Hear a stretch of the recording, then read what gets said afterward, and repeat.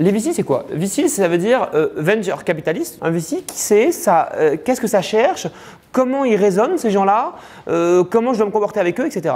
Donc des clés de lecture qui font ensuite que l'étape suivante, s'il s'agit de décider d'aller lever avec un VC, aller pitcher un VC, etc., si on vous donne le why, c'est toujours beaucoup plus facile de comprendre ensuite les conseils de pitch, les conseils de fundraising, etc. Le VC, si on doit regarder au niveau macro, il a trois gros jobs. Le premier, c'est qu'il doit repérer des entreprises prometteuses. Le deuxième, c'est qu'il doit les financer. Donc ça, je pense que ça ne vous a pas échappé. C'est un peu un des rôles premiers du VC, venture capitaliste. Et le troisième, c'est qu'il doit les supporter dans leur croissance. Et ça, c'est pareil, c'est quelque chose sur lequel je vais revenir parce que c'est un message important. Notre métier, c'est quoi? C'est qu'il y a des gens qui nous confient de l'argent, puisque l'argent qu'on investit n'est pas le nôtre. Il y a des gens qu'on appelle les limited partners, LP, qui vont nous confier de l'argent. Cet argent, il sert à quoi? Il sert à deux choses. Évidemment, à investir dans des entreprises. Et quand on dit investir, c'est en fait prendre des actions en échange de l'argent. Ce n'est pas de la dette, c'est pas je te donne 1 million et tu me donnes 10% par an d'intérêt en plus du capital. Non, c'est prendre des actions. Donc ça veut dire que si pour 1 million, j'ai 25% de votre entreprise et que vous la revendez 1 milliard, eh ben, j'ai 25% de 1 milliard. Voilà. Et peu importe que j'ai mis 1 million ou 100 millions, j'aurai ce 25% de 1 milliard. Ce qui est très important de comprendre, c'est que ce retour sur investissement, il se fait selon une power law. Donc power law, l'idée c'est de se dire que sur 50 investissements, il y en a 2-3 qui vont ramener 80% des retours.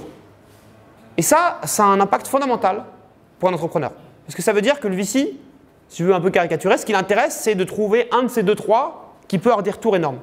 Et donc tout de suite, vous sentez que quand on va faire les maths du truc, ça va donner des chiffres assez extraordinaires. Parce que si je fais x3 sur une startup sur 50, bah, ce n'est pas avec cette startup-là que si j'en prends 3 ou 4, que je vais arriver à avoir un ROI significatif sur le fond. Donc tout de suite, ça dimensionne, c'est ça qui dimensionne le business model des VC. C'est pas parce que nous on se dit non, on veut que des boîtes incroyables, etc. parce qu'on est comme ça, on est des gens super ambitieux. Non, c'est parce que notre business model ne fonctionne que si on a des entreprises, quelques-unes qui peuvent tirer un fond énormément. En fait, le problème, c'est que c'est pas mathématique, il n'y a pas une science précise. On parle souvent de Airbnb, c'est difficile d'identifier que Airbnb à la base c'était une super bonne idée.